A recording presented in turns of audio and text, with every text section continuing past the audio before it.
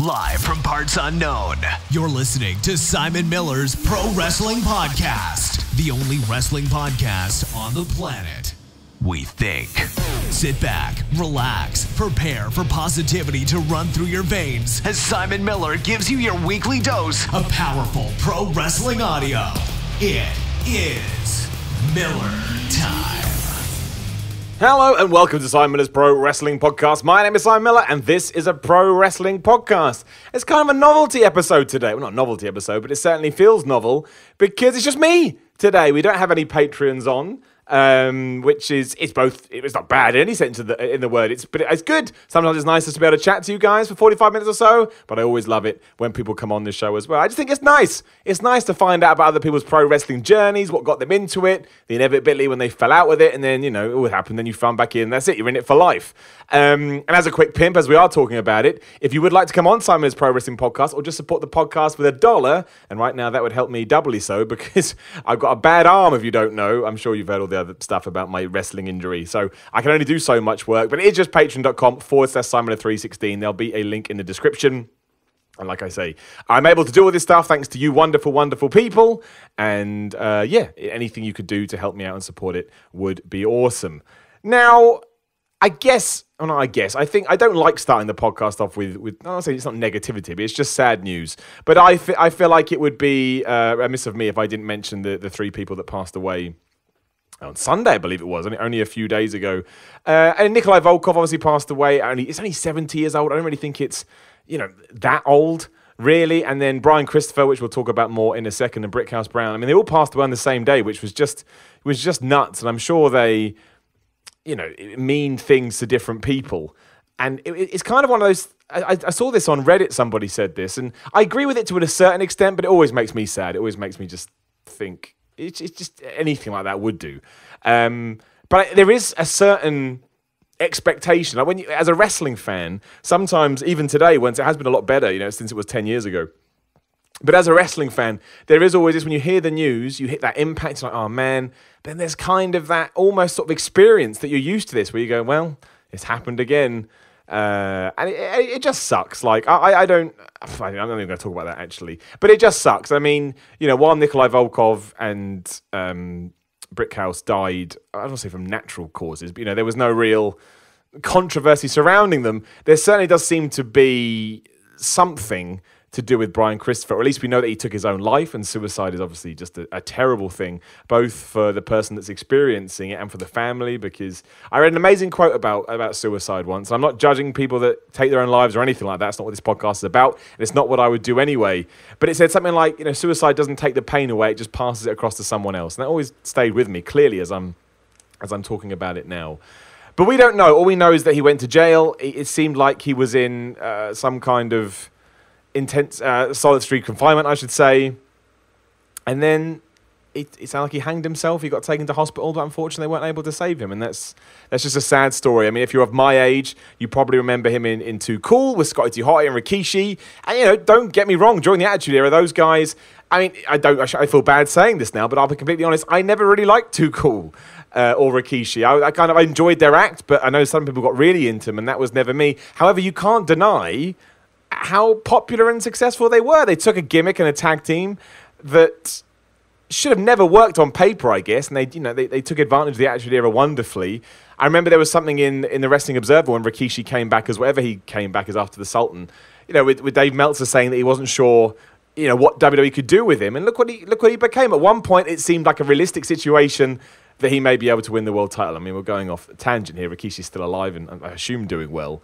But he was associated with Brian Christopher, and given that, I was basically was still a child then, though, two ways about it, to see someone pass away early and to pass away under such sad circumstances, it's just tough. It's just tough, and it sucks, and my hearts and thoughts and prayers go out to the family, and I just... What can you do? What can you do? That's pro wrestling for you, right? Well, no, that's not fair either. That's being too disparaging, but it does happen, and I hate it. I think everybody hates it, right? Who likes it?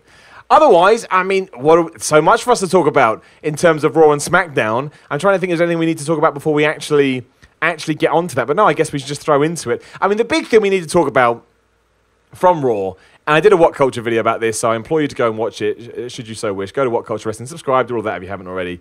But of course, I mean, the basic ongoing storyline for Raw was Brock Lesnar's back, and he really doesn't want to be there. He doesn't give a shit, doesn't care he's the Universal Champion, doesn't want to wrestle, even though he's being told by the Raw GM that he's got to go out there to wrestle, he's not going to do it. And even Paul Heyman, who we all thought was his best buddy, is, there's no love lost there either. Basically, Brock Lesnar doesn't care, and he's going to do whatever he wants, and no one can stop him.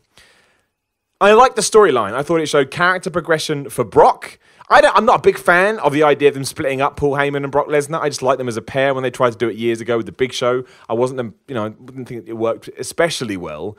But I get it. Things have to change eventually. And if Brock Lesnar's last match is at SummerSlam and you want to have this one final hurrah to try and make it work with Roman Reigns, I don't think this is going to work. I know they were chanting, we want Roman at his end of Raw, but we'll wait and see how it catches on around the entirety of the United States before we make a call. But it's a smart idea, and if nothing else, it makes because the only disconnect that I had was Brock Lesnar is being told that he doesn't care, he can't, everything I've just said, and yet when he comes out at the end of the show, he mauls Kurt Angle, scares off Baron Corbin, who I've been told is an up-and-coming, pro wrestler with potential, and he gets in Paul Heyman's face. I mean, that doesn't really count because Paul Heyman is there almost. That's almost a manager's role, but still, he took out 3 people with ease, and this is Brock Lesnar not caring. So if he then, what's he like when he does care? That's the only disconnect that I did have. But the real line that we do have to discuss is when they were backstage and Roman Reigns and Paul Heyman had just got into it, and Roman Reigns had called Brock Lesnar his bitch again, because that's just what we do when those two come at it. He wanted to show Brock Lesnar the footage. Brock Lesnar took his phone and chucked it and said, "No, I wasn't watching, Paul. Why would I watch the show?" Now, look, in terms of the context of the show, I should say, I thought it was hilarious. It really, really made me laugh. Like, why would Brock Lesnar watch the show? Someone sent me this massive tweet going, well, why should Brock... Rah, rah, rah. So, yeah, I understand. I understand the story. But I also completely understand the other side of that, the other argument to that, where you just had a Universal Champion say he doesn't... Basically, what I took inference from anyway, was that I don't watch Raw, because Raw's shit. And I imagine everybody on Squared Circle read it, all of a sudden went, well, yeah, come join our ranks, Brock. We totally agree with you. Look, it's not a big deal. It's not going to change the world or anything like that. But I did just find it hilarious that they'd even script that line, because I do think it undermines their product slightly. You want to expect that your champion is scouting out. I'm talking about within the realms of pro wrestling here. The character of Brock Lesnar. I completely understand the real man doesn't watch it. Of course he doesn't. But within the character-based world of wrestling, I like to believe that everything I'm seeing is real. And if I'm being told that the guy on the biggest show in WWE can't be asked to tune in, I'm like, well, maybe he's got it right. Maybe I'm the sucker for tuning into this 3 hours each and every week. So I completely understand the conversation.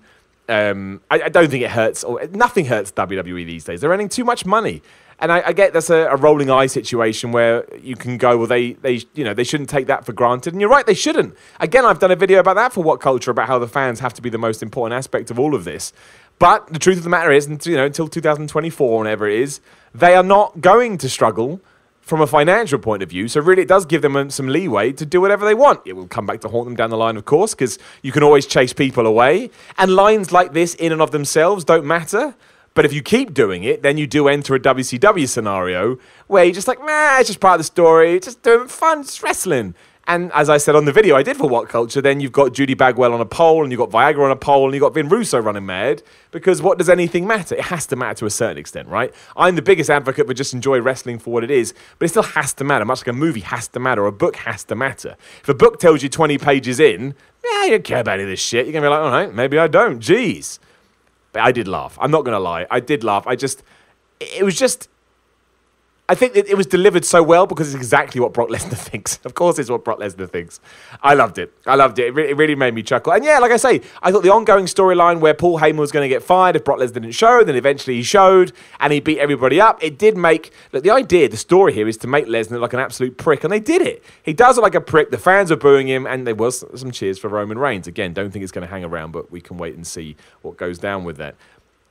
The other thing we should talk about as well, with all this negativity I see around on the internet, which kind of goes to show that sometimes it is just a small minority, Brock Lesnar helped with ratings. It didn't smash them or anything like that, but they were up. They had their best number in a while. The second hour, I think, particularly did well, and it grew, I guess, as people wanted to see what Brock was going to do. And the third hour held pretty strong as well. So there's no two ways about it. Brock Lesnar is still a draw, and he's still an attraction. So him leaving at SummerSlam, despite this ridiculous booking with the Universal title, may actually be of detriment to the company. And it looks like he is going to go away and fight Daniel Cormier in the UFC, and I think he'll come back after that. I think next year, or maybe for next year's Mania or something like that, I think he'll come back. Why not? He's going to get a sweet deal. He's going to get paid loads of money. Again, he still offers something to the product. We may not think so. I actually still do. But as the Royal we may not think so. But I can see it happening, depending, of course, on what Brock Lesnar wants to do. He's clearly made enough money. Clearly doesn't need to do any of this stuff if he doesn't want. But having him on Raw and him acting that way actually made me think, obviously I'd like to see him more. This is a given. But I still think he has something to offer. I know his matches have become quite repetitive, but I still think the character of Brock Lesnar, when he's allowed to let loose and be angry and be aggressive, yeah, there's definitely something there.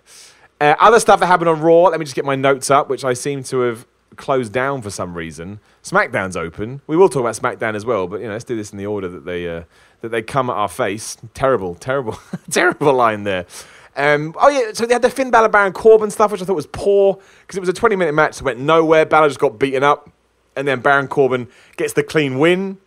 So it's 50-50 booking down the line. I imagine they'll clash again at SummerSlam. How or why I'm meant to care about that, I don't know, because it feels utterly empty in that regard. I mean, there's not even story here other than the fact that, what's his name? Finn Balor is small and Baron Corbin doesn't like it. So I don't understand. I don't understand that straight up. I thought the match was okay, but I didn't necessarily feel like it enhanced the feud to any great degree. And that's why I don't necessarily feel like we needed to have this match, to be honest. I know there's a big pause there, but I was trying to think the right way. I'm not trying to shit on it, but it felt, yeah, anyway, you know what I'm saying. It was just there, and when it wasn't there anymore, I was like, okay, there was just something that happened on Raw, which they do a lot, and you know my feelings on 50-50 booking. I'd much rather, even if we're pushing Baron Corbin now, and he's the guy I've got to get behind, that's fine.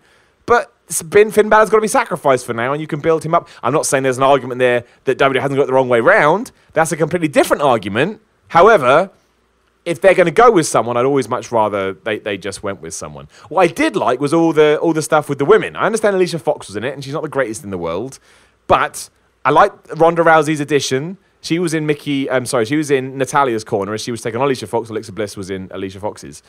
And to me, Rousey just got all this stuff down. I'm not saying she doesn't have to get better. Of course she does. Everyone has to evolve and get experience. But, the ass whooping she took from Alicia Fox I thought was good. Her fire when she had fire I thought was good. She comes across like she can kick somebody's ass, obviously, because she's got that Brock Lesnar thing about her. When we go, man, she absolutely can kick your ass if you let her for real.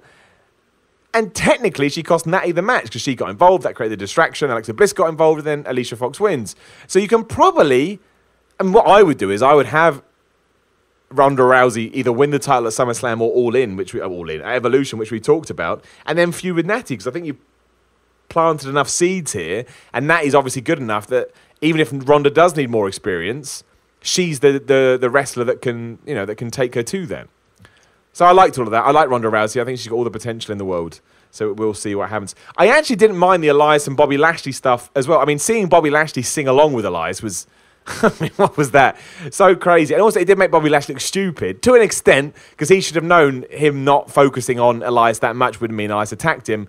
I didn't say this on ups and downs, and I should have done, but obviously Bobby Lashley still got the upper hand here because he whooped his ass afterwards. I think the big thing about this, and twice on SmackDown, Daniel Bryan, the Usos, and Elias all mentioned The Rock in 24 hours. I don't know if he's coming back, but I do know Skyscraper bombed. That's unfair, but it didn't do as well as the US as I think they were expecting. Granted, I haven't looked in a couple of days, so that may have changed. I know it came out in China and blew it up, but I can see some kind of PR strategy where The Rock thinks I can kind of go tap back into my core fan base, which would be the WWE universe, and then maybe try and stoke those fires again. I don't think it'll be SummerSlam. I think if you're going to do it, you probably should wait until WrestleMania. Maybe he has a match against Elias. It would help Elias. He'd lose, obviously, and that's another discussion for us to have. And also, I think that having The Rock back on TV would be interesting. I know they're in Miami, so you can claim maybe they were just doing it for that, but it seems more to me. I'm just guessing. it seemed more to me than that. Something I do feel we need to discuss, because I had a lot of people disagreed with me.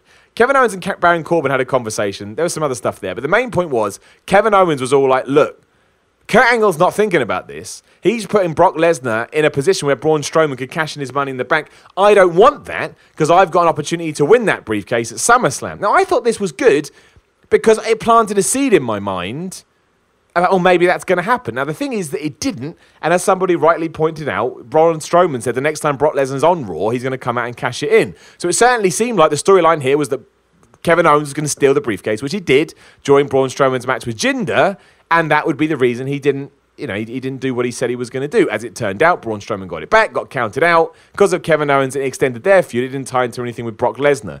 But I didn't mind that so much because I didn't think about that at the time, which may be more on me than anything else. But it just made me think, I appreciated the fact that that story was woven into proceedings. They could have left it out entirely, and I guess nobody would have complained. But I just thought, given the whole Brock Lesnar thing went from start to finish, that it gave me something else to be aware of. And WWE doesn't usually do that. WWE is usually very trigger happy with the way they tell stories. And that can work too. But I don't know. To me, it tied into the Braun Strowman and Kevin Owens stuff and just put like a little sprinkle on top that maybe at the end of the show, Strowman's going to do something. And again, yes, would it have made more sense if Kevin Owens had stolen the briefcase, therefore preventing Braun Strowman from cashing in? Probably. But that also seems ridiculous as well. You're telling me if Braun Strowman doesn't physically come out with the briefcase and tells the ref, oh, sorry, mate, you got to have the briefcase, it seems a little far-fetched to me. But I liked it. I thought it was those little wrinkles, maybe not executed as well as WWE's done in the past, but executed well enough that it worked. That's how I see it. That's how I see it anyway. Mojo Rawley's having a feud with Bobby Roode. That will culminate at SummerSlam. It was fine. That's what I said on Ups and Downs. That's what I'm saying now. I hope Mojo wins because I think Mojo's got more of an upside and more potential than Bobby Roode because Bobby Roode's been booked badly. Fine. Akam, I hope you pronounce his stupid name, of the Authors of Pain losing to Apollo Crews was ridiculous. Just because Apollo Crews done nothing for like 2 years. Not his fault. Not his fault at all, but he's been booked that way. So to me, this just drags him down and it makes the Authors of Pain just another team as opposed to, they've only been on the roster a few months. It seems crazy to me. It seems really crazy. But he did. He rolled him up and he got the 1, 2, 3. So, that's probably a feud that's going to... that's a kickoff feud, isn't it? That is a kickoff feud, to say the least, on SummerSlam. But hey, at least Titus Worldwide are being featured. I just hope Authors of Pain win this and can go on to bigger and better things. Maybe the Revival wins at SummerSlam because it looks like it's going to be the Revival versus the Deleter of Worlds versus the B Team. They all got into it later on in the show. Don't even talk about that. It's just standard tag team stuff. And I'll take the Authors of Pain versus the Revival. I don't know who the heel or face is there, but I think they could have an NXT-like match on the main roster and probably start bringing a bit more credibility back to the tag team championships on Raw, which I actually don't think is in a bad shape at the moment. I don't. I like the B Team because I feel like it's capitalizing on people that got momentum. But I think SmackDown's structure in their tag team division at the moment is better. The tag team tournament they've got going on, the Bludgeon Brothers don't appear enough. I'd much rather they had a bigger presence, they could sell those tag team titles. But I feel like it just makes a bit more sense. But I thought it was fine. The tag match that was, I didn't like the Authors of Pain stuff. But yeah, I think the tag team on both sides feel better than it has done in a while. And I know the B Team are a joke, but who cares? They're over, they're fun. I really don't think that's a problem. Well, I don't mind it anyway. Maybe some other people do. Drew McIntyre versus Seth Rollins, really good match. Dolph Ziggler gets involved, DQ, they'll go on to SummerSlam. What does Drew McIntyre do at SummerSlam? That's my big question. What is the plan for him? Because I think you're wasting him by just having him at ringside for a Dolph Ziggler match, but then what else can you possibly do? Unless that's where you start teasing...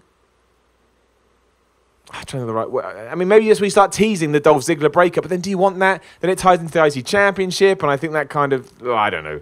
I don't know. I think he needs a bigger idea than that, but, we can see. It was a good match, though. It was a good match. Roman Reigns got thrown at the building because he punched Baron Corbin in the face, and Stephanie McMahon said if he didn't leave, he'd be out of the main event for SummerSlam. And, God, I forgot. I was just looking through my notes. The Sasha Banks... Oh, jeez. Now, I understand people are saying that, yes, they probably put Sasha Banks and Bayley back together with similar attire now. And what's their name? I thought it was me trying to remember their name. Hug Boss, whatever. Boss Hug. I can't remember what it's called.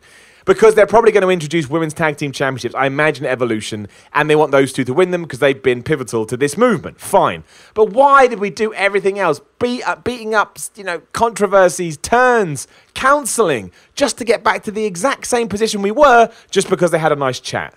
I don't like it. I'm not going to hold back. I don't like it. I just don't like it. I think it undermines the women's division. I think it doesn't insult us as fans. That's too much. That's crazy people say that. But it does, you know, it kind of makes you go, why did I buy into this? Why did I enjoy this? Why did I want to see where this was going to go? Because ultimately, it just came round to the same thing they could have done without doing all of it. And why are they friends again? Why? Which is my thing. So yeah, just mad. Just absolutely mad at Friday. But some people liked it. So what do I know? What do I know? Probably nothing. And that was essentially Raw. I thought Raw was decent this week. There's been a rumor going around that Vince McMahon is a bit worried about SummerSlam. I think it's shaping up okay. I'd be worried about Brock Lesnar versus Roman Reigns because I don't think you can control that crowd at this point. I think it's too hard and it's too far gone.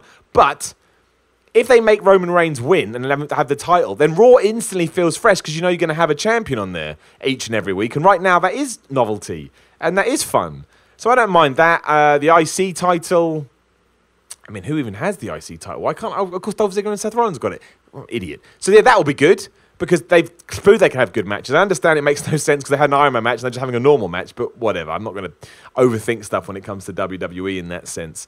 So that will be good. Tag team titles, I guess, like I say, is probably going to be that triple threat. That will be fun. Women's title, Ronda Rousey versus Alexa Bliss, good match. So Raw side of things, I think is shaping up okay. I think there's a lot there.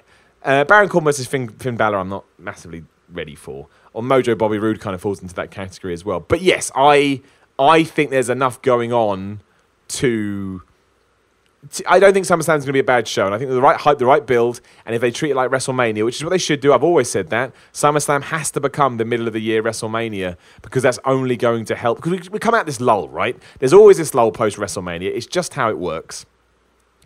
And now we need it to, to spice back up again. And we do that with SummerSlam, which is why I hope, I hope WWE start treating it that way. And I know they're trying to, absolutely, but just give us the big matches, and we can see what happens. Moving on to SmackDown. I mean, SmackDown was the better show this week. I thought it was just, finally they had an all-show story with the women because it started with Becky Lynch coming out saying, this is her comeback road to win her championship. She lost in 2016. Carmella came out, cut her own impassioned promo saying NXT, she was told she'd be nothing more than a valet, and now here she is as the women's champion. So the story makes loads of sense. I enjoyed the swerve with James Ellsworth music. He didn't come out, but it distracted Becky Lynch. She gets her ass whipped, and then Charlotte returns to make the save. And eventually, by the end of the night, Charlotte's been worked into that match as in a triple threat match because Carmella insulted Paige at one point. She put her in a match with Charlotte and said if Charlotte wins, she enters the match, which she did. Cleanly, figure of 8. And I was happy with Becky Lynch versus Carmella, but I don't think adding Charlotte into anything is a bad... what is wrong with that? Some people said, I shouldn't have done it. Charlotte is a great professional wrestler, arguably one of the best women they've ever had on the roster in WWE. So, again, I want Becky Lynch to win. I feel like it's Becky Lynch's time, and I feel like she's a babyface that people will get behind. But I also believe that maybe they're thinking about turning Charlotte heel. Maybe I'm overthinking this. Because if you then do that and you do the Lynch-Charlotte program, I know we've done it before, but I'm happy to have it again, with Charlotte going heel and Lynch as the face, and then Lynch eventually winning down the line. That is, you don't want to go too far with it, because it would get a bit long in the tooth. But I would like that, and I've got no problems with that. I like all this around, and I like the fact this is what bookended SmackDown. Because surprise, surprise, it made the SmackDown Women's title feel more important. I'm not saying it's going to do well in the ratings, but everybody liked it, but I liked it, and I appreciate WWE doing it. I really do. I just thought it was... I just liked it. It started off, and I was like, yeah, good. Usos cut a promo. Like I said, they mentioned The Rock. Keep an eye on that. Then we had the Usos versus The Bar in the tag team tournament, and The Bar have won. Now they go on next week to face the New Day. Whoever wins that, I imagine, goes on SummerSlam to fight the Bludgeon Brothers. The question is, I don't know what we do there. I don't really want to see The Bar or the New Day take on the Bludgeon Brothers again. I feel like I've seen it too much. And you can't do some fluke finish for another triple threat because we're already overcrowded with triple threats if I'm right for the SummerSlam card. So that's more of a hard one. I do like what they're doing with this because I don't know whether it's because they've surrounded it by a tournament, but it's helped because this match was just like a good sporting contest. And I can't remember the last time I felt that on a WWE TV program. And I enjoyed the New Day being on commentary talking about pancakes. That made me chuckle as well. But it was just a really simple match. I think it was Jimmy went for the big splash and Sheamus got his knees up and then rolled him up. That makes perfect sense to me. But yeah, I don't know. I think the Bludgeon Brothers need to be on TV. As long as they're on TV next week and we start, coming up with ideas to cement this feud, I'll be happy with it. But we'll see. Again, fine for what it was. Then we got to what I think was my highlight of the show. Samoa Joe come out just to cut a promo on AJ Styles, and it was so good. And it was helped even better by the fact AJ wasn't on the show at all. I don't know why that helps, but I just think sometimes, your champion not being on the show, not to Brock Lesnar levels, but it does give it a bit of a boost, because now I want to see, how's he going to respond next week? Because basically, Samoa Joe said, not only am I going to beat you at SummerSlam, but I know for a fact that, to take the WWE title and make it as prestigious as it is, and for you to be as successful as you have been, you've sacrificed your family, and you're a bad father, and that's why when I win, your family can be happy again because you can go back to them. And that is such a good promo. And it was delivered with so much vigor and honesty and realism. Samoa Joe is just a man at the moment. To me, I'm in two worlds. I think we either keep it on AJ Styles till next year's WrestleMania, give him a proper huge title run like we did CM Punk and really cement him as the man, or we give it to Samoa Joe at SummerSlam and we let him run wild. Because right now, I think he's got all the momentum in the world. He's just so damn believable, and I just love it. I love Samoa Joe right now. This was awesome. This was really, really, really flipping good. Go out of your way to watch it. It's one of those. Not long. In fact, you know what? I'll look up the. I'm going to look up the running time on the YouTube video on WWE for you right now, so you know how much of your time you have to dedicate to see the Samoa Joe. I mean, I presume it's up there. I never really go to the WWE YouTube channel anymore because I watch it all. But it's got to be. Yeah, it's 3 minutes and 32 seconds. They probably cut a lot out of it, but go watch it. I still think you'll get a kick out of it. What came after that? Where am I? Oh, we had the other. I really like this dynamic as well. Jeff Hardy, Nakamura, and Orton. It's such a bizarre trio because it's like a super lovable good guy that the fans are really into against two people they absolutely hate. Which is, I mean, it works for the babyface because it makes him look like he's got insurmountable odds. But there were so many good things here. One, Jeff Hardy talked about how important the US title was. Perfect. It is. It should be treated that way. And two, he kind of balanced out his hatred between Orton and Nakamura. Then the two heels came out, and while they weren't working together, they kind of were at the same time, and they basically just beat him up. And I also like the fact that Randy Orton refused to do the RKO because that's a fan move, and he's a heel now. It just works to me. And again, if I'm booking SummerSlam, I've overbooked it massively with triple threats because I've said, we've got the Raw Tag Team triple threat, got the Women's SmackDown triple threat. This would be a triple threat. What else did I make a triple threat? The Raw Tag Team title. Did I say that? I probably just did. But there's another one I had as well. Anyway, can't remember. So that is heavy on it. No question. But I like this, and I like this a lot. And it's just a matchup that feels fresh. I haven't ever seen this before. If I have, I've forgotten about it. So I really, really like this. And Orton at one point just threw a bunch of water on Jeff Hardy's face and rubbed off his face paint, which was a bit ritualistic, I guess. But yeah, after last week when he put his finger in his ear, which was just bizarre on all levels, just really, really good. I love Randy Orton as a heel. He comes across like a right prick in the way that he's meant to. So yeah. Just really, really good. I'm surprised by it as well. I didn't think I'd enjoy this as much as I did. Selena Vega versus Lana was fine. The match was fine. I got no problem with that. I just don't like the fact they're still breaking up Rusev Day. Like Aiden English came out because Almas kept getting involved, or at least being a distraction. But unfortunately, because it's WWE, English came down, and that meant that he actually distracted Lana, and she lost. Then there was a big hoo-ha afterwards. Aiden English walked off. Lana yelled at him. Then she yelled at Rusev for not being at ringside.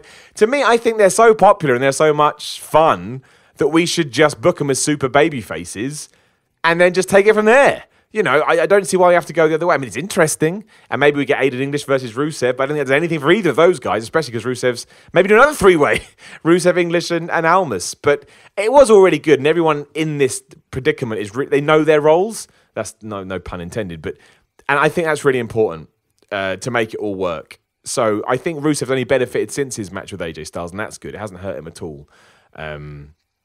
But I just want Rusev Day to stay together. That's it. So it's a very personal take on all of it.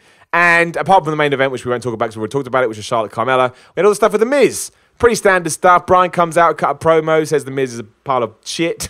Miz appears on the big screen to be the coward, says that Daniel Bryan's just let his contract expire and leave, and he put a load of babies on the screen because apparently we all think Daniel Bryan's a crybaby or something. And that's it. It's, Daniel Bryan challenging him to a match at SummerSlam. It's very easy to believe they hate one another, given everything that happened with SmackDown, Talking Smack, I should say, in 2016. Yeah, it just works. That's all I can say. And I how long we got till SummerSlam as I'm saying these words? 2 weeks Sunday, is that right? 1, 2. Yeah, so it's 2 weeks Sunday, so 2.5 weeks. I don't necessarily think we're shaping up all that bad. I've already mentioned all the matches on Raw. We've got this triple threat for the SmackDown women's title. We got Miz versus Daniel Bryan. We got a triple threat for the US title. I guess we're going to get Rusev and Almas in something again, which I think they've proven they can have a good match. They did again. Styles versus Samoa Joe for the WWE title. Like this is good stuff to me.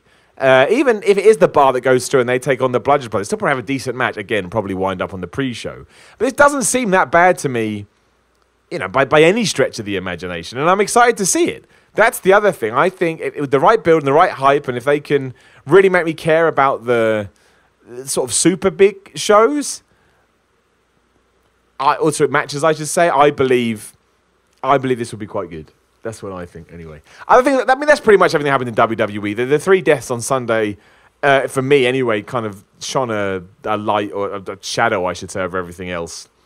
I do want to talk about the UK stuff, which I will in a second. But I will say, at the moment, I still haven't seen any of the G1. I know that's terrible. But to give you an update about my shoulder, I'm in and out of hospital a lot. They're still trying to figure out exactly what they want to do. Some people think we have to operate. Some people think we don't have to operate. Unsurprisingly, the NHS does not want to operate, but I had to go seek out a secondary opinion for reasons I won't get into, which is hell on earth because that always costs a lot of money. But again, hopefully I can claim that back off the NHS. If not, I'm screwed anyway. But look, it's my shoulder. It's my livelihood. I think anyone listening to this knows how important being physical and being a wrestler is to me. So whatever I've got to do, I've got to do. But like I said, it's kind of take up so much of my time that I haven't got around to watching any of the G1. But I think what I am going to do is that when it's all over, I'm going to find out what the best matches are, and I will kind of go back and catch up with all of them. I know that Kenny Omega's tearing up, and apparently Zack Sabre Jr. is being the man as well, and everybody. I mean, there's no surprise. There's no surprise there whatsoever. The last I heard about it was Dave Meltzer said he thought this was one of the best G1s ever, and I trust Dave Meltzer's opinion, so that will be good. I did see a clip that was awesome of Zack Sabre Jr. Stopping a V-trigger, but he basically put his hand up and blocked it because he's like super technical and stuff. That was I thought that was really, really good. And I want to see that match, actually. Kenny Omega versus Zack Sabre Jr. to me. I think, spoilers in case you ever watched it, but I'm pretty sure Kenny Omega won. But I will catch up with it. I definitely will. I love the G1. I love New Japan these days. I don't watch it as much as some people do, but I would, given all the stuff that I've heard, it sounds like something that if I'm not a part of, what the hell am I doing? I'll be like a crazy person. So the UK show. So over the weekend, I haven't seen, I know the results from the WWE NXT UK shows, but I don't have any, I don't know what happened, I don't know what happened, but I couldn't tell you if they're good or if they're bad. I don't have any of that information. So I don't want to comment on it.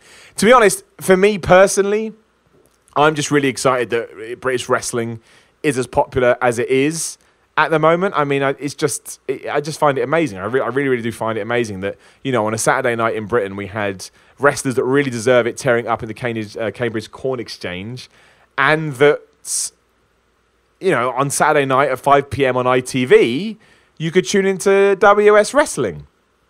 To me, that's, I don't know. As a guy, as I think I've said this before, but I'll say it again, as a guy who used to, go to his local auditorium, or whatever you want to call it, venue, and watch, I can't even think of the right word to put it, but I guess grown men dress up as Kane, because, people only really cared about WWE then to it's come this far.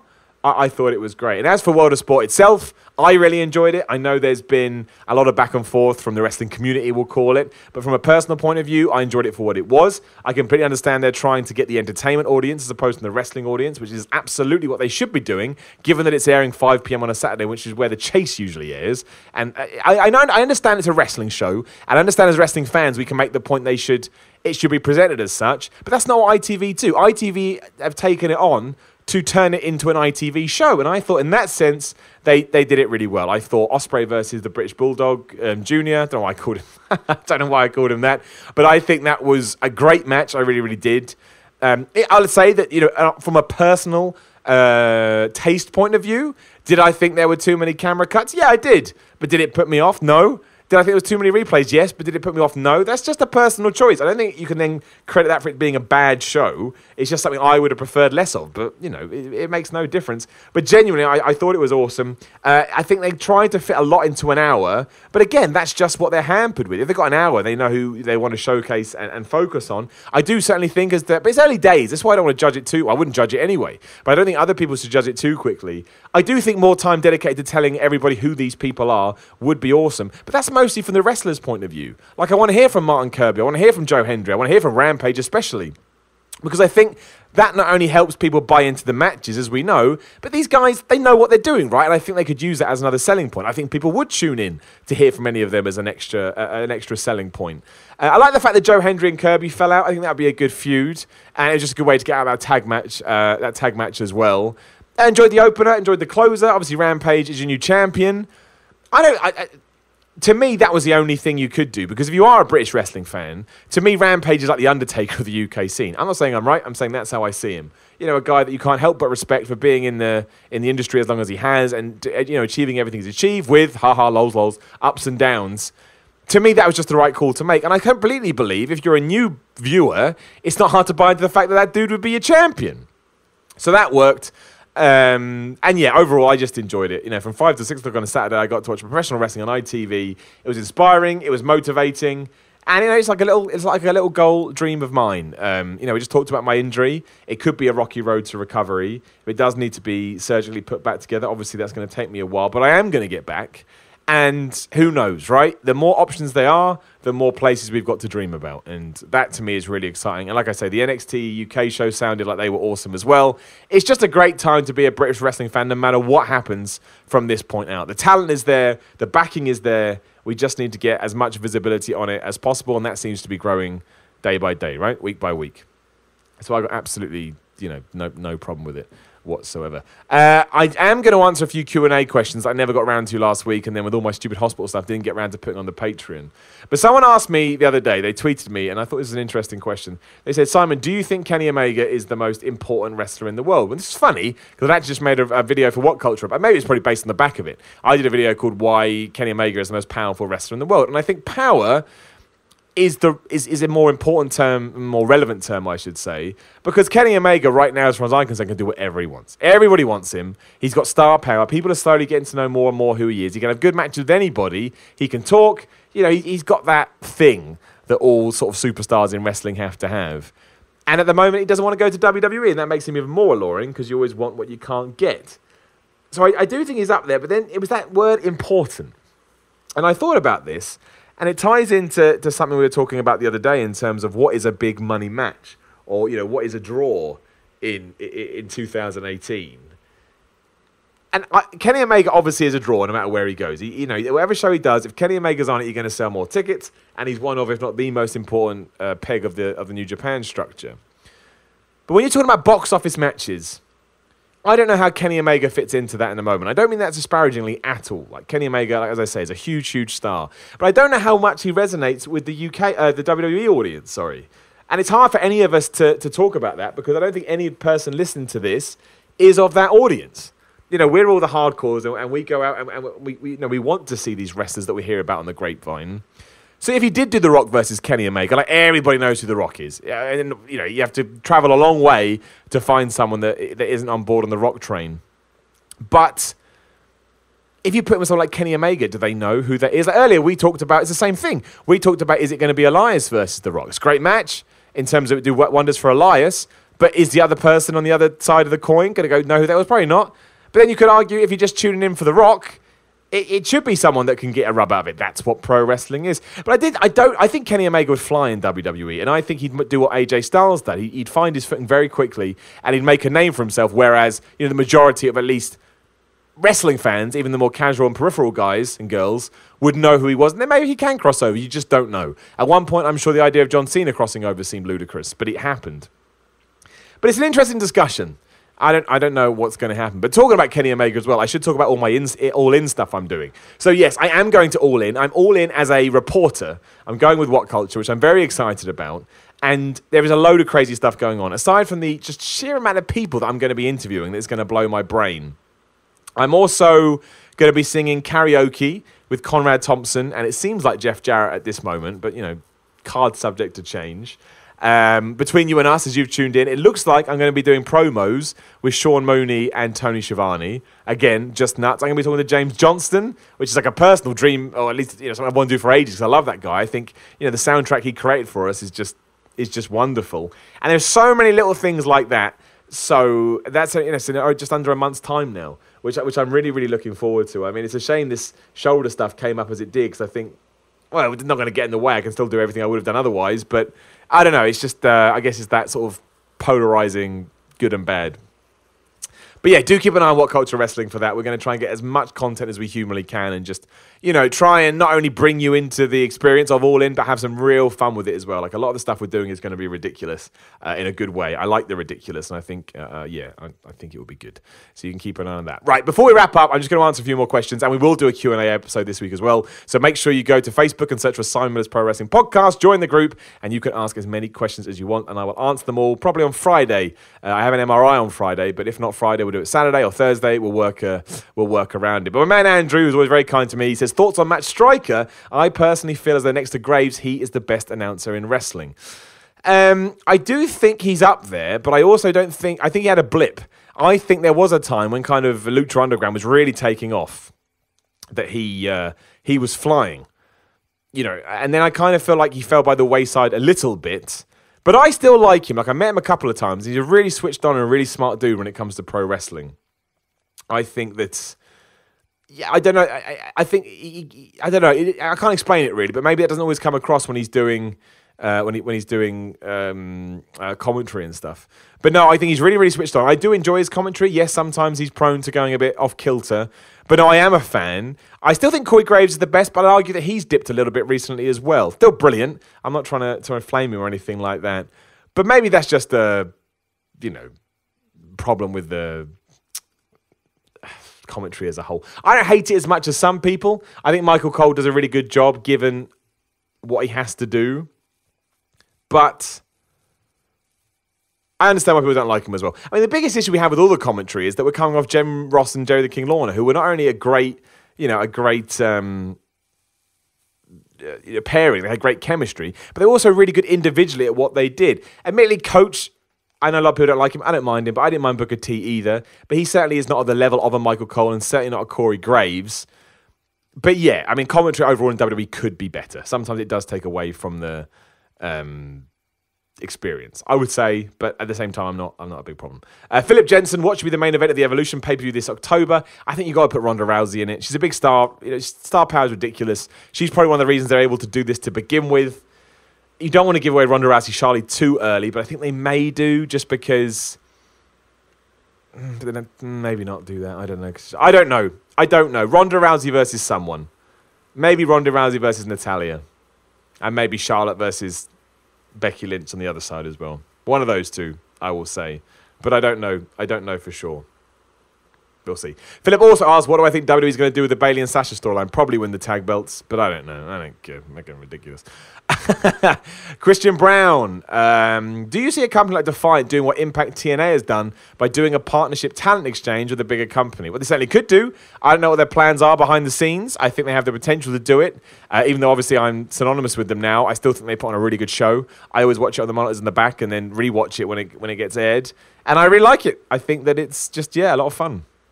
So, who knows? I don't think they'd be adverse to it, though, by any stretch of the imagination.